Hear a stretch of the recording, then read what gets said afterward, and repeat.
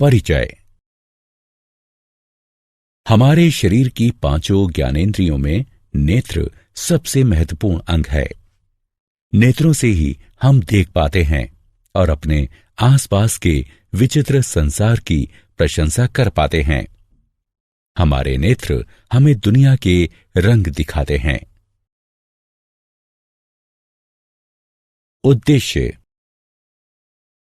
इस पाठ के अंत में आप निम्न करने में सक्षम हो जाएंगे: मानव नेत्र के कार्य को समझना, दृष्टि दोषों और उनके सुधार के बारे में जानना, समपार्श्व यानी प्रिज्म के माध्यम से प्रकाश के अपवर्तन को समझना, कांच के समपार्श्व यानी प्रिज्म के माध्यम से श्वेत प्रकाश के विक्षेपण को समझना, वायुमंडलीय अपवर्तन और उसके अनुप्रयोगों को जानना, प्राकिरणन और उसके अनुप्रयोगों को जानना। मानव नेत्र और उसके कार्य। हमारे नेत्र हमें दुनिया के रंग दिखाते हैं। मानव नेत्र में एक क्रिस्टलीय लेंस होता है और यह कैमरे की भांति कार्य करता है। नेत्र के विभिन्न भाग और उनके कार्य इस प्रकार हैं: स्वच्छ मंडल यानी कॉर्निया, यह पुतली की सामने वाली सतह पर स्थित पारदर्शी उभार होता है। प्रकाश स्वच्छ मंडल के माध्यम से ही नेत्र में प्रवेश करता है। परितारिका यानी आइरिस, यह कॉर्निया के पीछे स्थित एक पतली और वृत्ताकार झिल्ली होती है जो कि पुतली के आकार को नियंत्रित करती है। पुतली, यह परितारिका के बीचों बीच स्थित एक छिद्र होता है जो कि काला दिखता है और नेत्रों में प्रवेश करने वाले प्रकाश की मात्रा को फैलाकर या सिकुड़ाकर नियंत्रित करता है। दृष्टि पटल यानी रेटिना, यह एक बेहद पतली झिल्ली है जो कि एक पर्दे यानी स्क्रीन की भांति कार्य करती है। अभिनेत्र लेंस रेटिना पर किसी वस्तु का वास्तविक तथा उल्टा प्रतिबिंब बनाता है।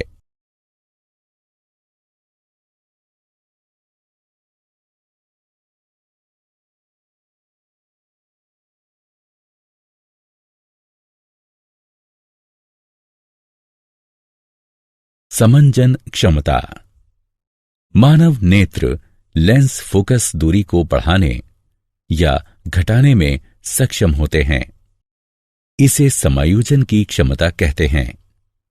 समंजन पक्षमाभी पेशियों यानी सिलेरी मसल्स की सहायता से प्राप्त किया जाता है। नेत्र के लेंस की फोकस दूरी को एक सीमा तक ही व्यवस्थित किया जा सकता है। दूर बिंदु, वह अधिकतम दूरी जहां तक हम किसी दूरस्थ वस्तु को स्पष्ट देख सकते हैं। किसी दूरस्थ वस्तु को स्पष्ट देखने के लिए पक्षमाभी पेशियां ढीली होकर नेत्र के लेंस को पतला कर देती हैं। निकट बिंदु, वह न्यूनतम दूरी जहां पर स्थित कोई वस्तु बिना किसी दबाव के स्पष्ट देखी जा सकती है।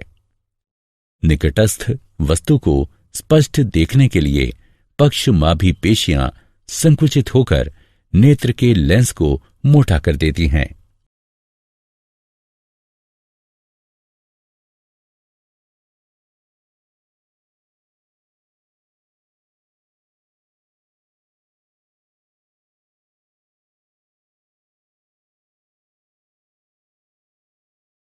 दृष्टि दोष और उनके सुधार।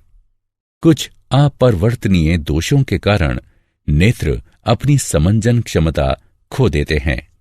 ऐसे दोष 3 प्रकार के हैं: मायोपिया या निकट दृष्टि दोष। इस प्रकार के दोष से ग्रस्त व्यक्ति निकट की वस्तु को स्पष्ट नहीं देख सकता।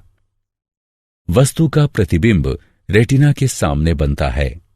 ऐसा या तो नेत्र गोलक के दीर्घीकरण के कारण होता है या नेत्र लेंस की अत्यधिक वक्रता के कारण। इस दोष को दूर करने के लिए अवतल लेंस का प्रयोग किया जाता है, क्योंकि इनमें छितरन क्षमता होती है, जो कि प्रतिबिंब निर्माण के लिए प्रकाश किरणों को निर्देशित करते हैं।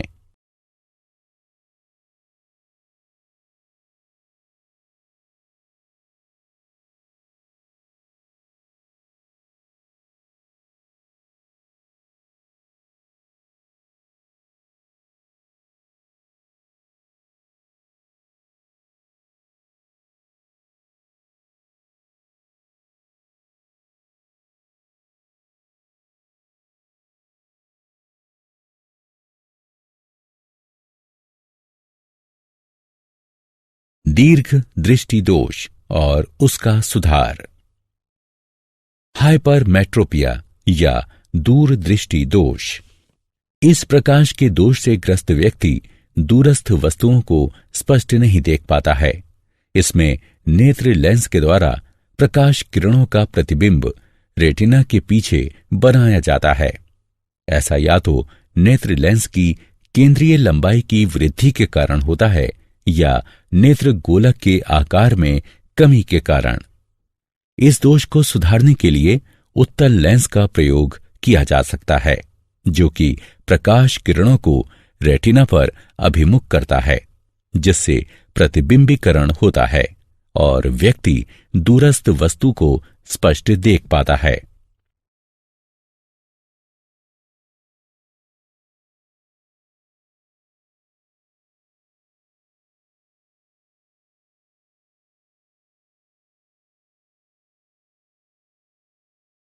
जरा दूरदृष्टिता और उसका सुधार। जरा दूरदृष्टिता यानी प्रेसबायोपिया। इस प्रकार के दोष से ग्रस्त व्यक्ति न तो निकट की वस्तुओं को स्पष्ट देख पाता है और न ही दूर की वस्तुओं को। यह दोष बढ़ती आयु के साथ दुर्बल हो रही पक्षमाभी पेशियों और नेत्र लेंस के लचीलेपन में कमी के कारण होता है।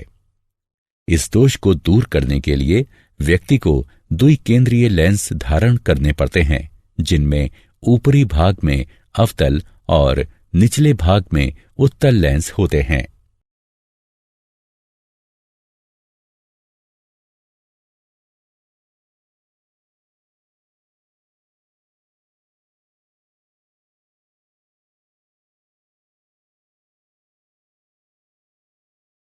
समपार्श्व यानी प्रिज्म के माध्यम से प्रकाश का अपवर्तन। एक माध्यम से दूसरे माध्यम की ओर यात्रा करते समय प्रकाश के झुकाव को अपवर्तन कहते हैं। इस खंड में हम समपार्श्व यानी प्रिज्म के माध्यम से प्रकाश के अपवर्तन की घटना पर चर्चा करेंगे। समपार्श्व यानी प्रिज्म दो त्रिकोणीय आधारों और तीन चौकोर तलों वाली ठोस आकृति है। प्रत्येक तल के मध्य का कोण समपार्श्व कोण कहलाता है। एक रंग के प्रकाश की किरण एक कांच के प्रिज्म पर आपतित होती है और अभिलंब की ओर मुड़कर हवा से कांच में प्रवेश करती है। इसके पश्चात सीधे गमन करते हुए यह अभिलंब से दूर कांच से हवा में प्रवेश करती है। आपतित किरण और अपवर्तित किरण एक कोण पर है, जो विचलन कोण कहलाता है। कांच के समपार्श्व के द्वारा श्वेत प्रकाश का विक्षेपण। अब हम इस पर चर्चा करेंगे कि यदि हम कांच के समपार्श्व पर श्वेत प्रकाश संयोजित करें तो क्या होगा। जब कांच के समपार्श्व यानी प्रिज्म पर श्वेत प्रकाश डाला जाता है तो यह 7 रंगों में विखंडित हो जाता है। बैगनी, गहरा नीला, नीला, हरा, पीला, नारंगी और लाल। इस घटना को श्वेत प्रकाश का विक्षेपण कहते हैं। विक्षेपण का कारण। श्वेत प्रकाश 7 विभिन्न आवृत्तियों पर आधारित होता है, जो कि एक भिन्न रंग के अनुरूप होती हैं। प्रत्येक रंग का विचलन कोण भिन्न होता है, जिसके कारण प्रत्येक रंग एक भिन्न कोण पर झुकता है और हमें रंगों का एक समूह दिखाई देता है, जिसे विबग्योर यानी इंद्रधनुष कहते हैं।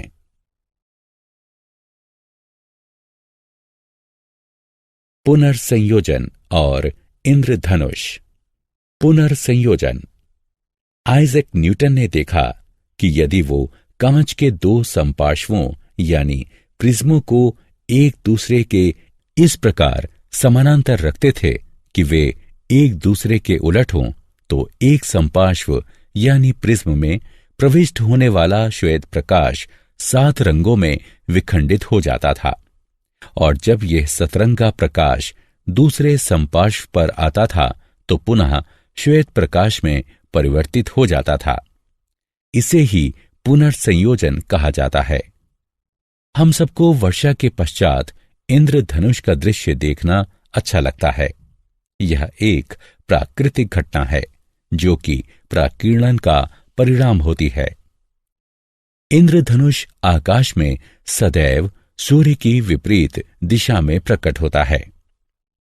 वर्षा के दौरान जल की बूंदें सूर्य के प्रकाश के लिए समपार्श्व यानी प्रिज्म का कार्य करती हैं।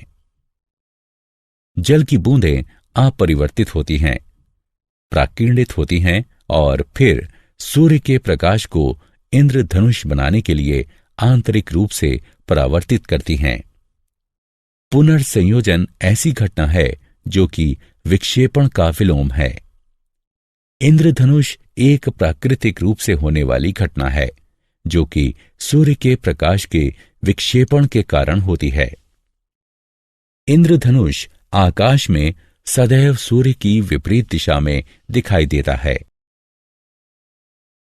वायुमंडलीय अपवर्तन और उसके अनुप्रयोग। हमारा वायुमंडल किसी स्थान विशेष पर समान रूप से सघन नहीं है।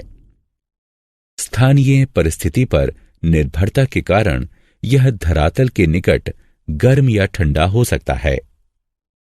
गर्म वायु ठंडी वायु की अपेक्षा हल्की होती है, अतः इसका अपवर्तनीय सूचकांक ठंडी वायु के अपवर्तनीय सूचकांक की अपेक्षा कम होता है। इसके कारण वायुमंडल में प्रवेश करने वाला सूर्य अथवा तारों का प्रकाश अपवर्तित होता है। इसे वायुमंडलीय अपवर्तन के नाम से जाना जाता है। तारों का टिमटिमाना वायुमंडलीय अपवर्तन का एक उदाहरण है।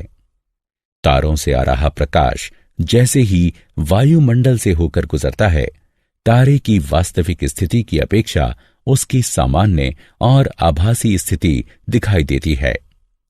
साथ ही वातावरण की गत्यात्मक प्रकृति के कारण तारे का प्रकाश अस्थिर भी होता रहता है और इसी कारण तारे टिमटिमाते हुए प्रतीत होते हैं।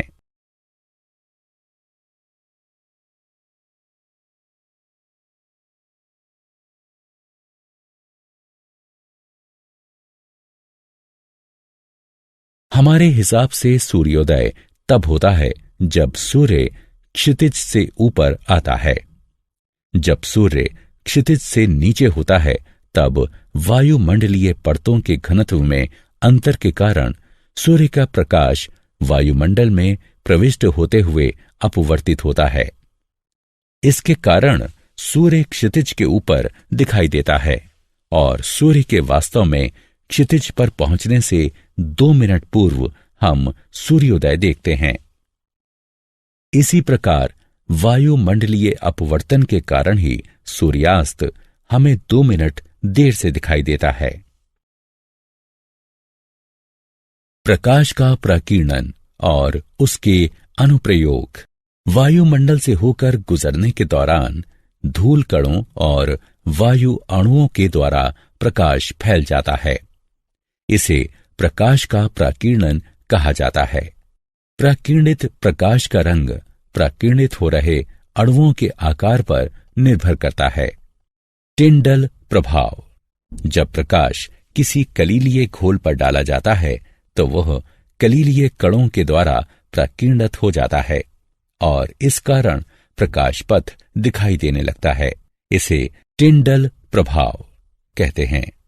जैसे किसी अंधेरे कमरे में जब एक छिद्र बनाया जाता है और प्रकाश को उसमें से गुजारा जाता है, तब हम प्रकाश पथ और धूल के उन कणों को स्पष्टता देख पाते हैं जिन्हें साधारण परिस्थितियों में वायु में नहीं देखा जा सकता।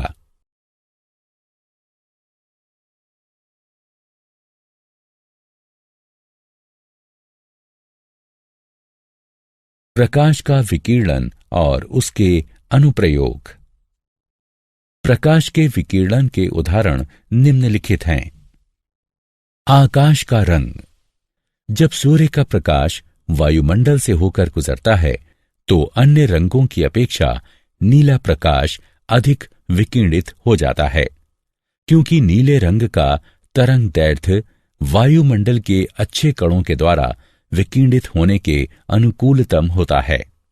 अतः नीला रंग हम तक पहुंचता है और आकाश हमें नीला दिखाई देता है। इसका अर्थ यह हुआ कि यदि धरती का वायुमंडल न होता तो आकाश हमें काला दिखाई देता। सूर्योदय और सूर्यास्त के समय सूर्य का रंग। सूर्योदय या सूर्यास्त के समय सूर्य का प्रकाश अधिक दूरी तय करता है, अतः कम तरंग दैर्ध्य होने के कारण नीला रंग विकिरणित हो जाता है और हम तक केवल लाल रंग पहुंचता है। सर्वाधिक लंबे तरंग दैर्ध्य के कारण, अतः सूर्योदय और सूर्यास्त के समय सूर्य रक्ताभ प्रतीत होता है। क्या आप जानते हैं मनुष्य की दृष्टि का क्षैतिज क्षेत्र एक आंख से लगभग 150 डायोप्टर और दोनों आंखों से लगभग 180 डायोप्टर होता है। किसी तारे का टिमटिमाना उसके प्रकाश के वायुमंडलीय अपवर्तन के कारण होता है। वायुमंडलीय अपवर्तन के कारण सूर्य हमें सूर्योदय के वास्तविक समय से लगभग 2 मिनट पूर्व और सूर्यास्त के वास्तविक समय से लगभग 2 मिनट पश्चात तक दिखाई देता है। प्यूपिल अपना आकार प्रबल मनोवेगों के प्रभाव के कारण भी बढ़ा सकता है। नीली आंखों वाले भूरी आंखों वालों की अपेक्षा ज्यादा बेहतर देखते हैं। आयरिस के रंग का दृष्टि तीक्ष्णता से कोई संबंध नहीं है। मनुष्य की आंख मूलतः 3 रंग देखती है, लाल, हरा और नीला। ये मूल रंग हैं। श्वेत रंग इन तीनों रंगों का संयोजन है। काला रंग इनके अभाव स्वरूप है। पीला, बैगनी और हल्का बैगनी रंग 2 मूल रंगों के संयोजन से बनता है। इन्हें द्वितीयक रंग कहते हैं। कुत्ते लाल और हरे रंगों के मध्य अंतर नहीं कर सकते। साधारण मनुष्य 1 मिनट में 12 बार पलकें झपकाता है, यानी कि प्रतिदिन औसतन लगभग 10,000 बार। आंख मानव शरीर का एकमात्र अंग है जो दिन रात किसी भी क्षण बिना आराम किए 100% क्षमता के साथ काम कर सकता है। छींकते समय आंखें खुली रखना असंभव है। तुम्हारी भौहों के मध्य के स्थान को ग्लैबेला कहते हैं। अनुकूल परिस्थितियों में मनुष्य की आंख मोमबत्ती की रोशनी को 14 मील की दूरी से भी देख सकती है। मनुष्य काग की अपेक्षा कंप्यूटर की स्क्रीन को 25% धीमी गति से पढ़ता है। सारांश। आइए हमने जो कुछ सीखा है उसे संक्षेप में दोहराएं। मनुष्य की आंख में एक क्रिस्टलीय लेंस होता है और यह कैमरे की भांति कार्य करती है। आंख के विभिन्न भाग हैं: प्यूपिल, कॉर्निया, आइरिस, क्रिस्टलीय लेंस और रेटिना, यानी श्वेत पटल। मनुष्य की आंख के लेंस में केंद्रीय दूरी घटाने और बढ़ाने की क्षमता होती है। इसे समायोजन कहते हैं। मोतियाबिंद। यह एक नेत्र रोग है जिसमें आंख के लेंस की पारदर्शिता समाप्त हो जाती है, जिसके कारण आंशिक या संपूर्ण दृष्टिहीनता आ जाती है। इसे शल्य क्रिया के द्वारा ठीक किया जा सकता है। समपार्श्व यानी प्रिज्म दो त्रिकोणीय आधारों और तीन चौकोर तलों वाली ठोस आकृति है। प्रत्येक तल के मध्य का कोण समपार्श्व कोण कहलाता है।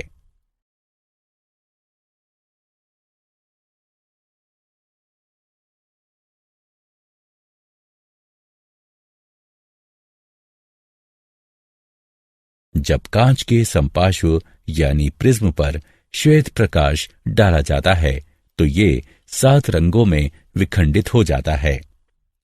बैगनी, गहरा नीला, नीला, हरा, पीला, नारंगी और लाल। इस घटना को श्वेत प्रकाश का प्राकीर्णन कहते हैं। पुनर्संयोजन एक ऐसी घटना है जो कि प्राकीर्णन का विलोम है। प्रकाश का अपवर्तन। जब प्रकाश वायुमंडल की विभिन्न परतों से होकर गुजरता है तो वायुमंडलीय अपवर्तन कहलाता है। टिंडल प्रभाव। जब प्रकाश किसी कलीलीय घोल पर डाला जाता है तो वो कलीलीय कणों के द्वारा प्राकीर्णित हो जाता है और इस कारण प्रकाश पथ दिखाई देने लगता है। प्राकीर्णन। जब प्रकाश वायुमंडल से होकर गुजरता है तो ये धूल कणों और अन्य वायु कणों के द्वारा फैल जाता है।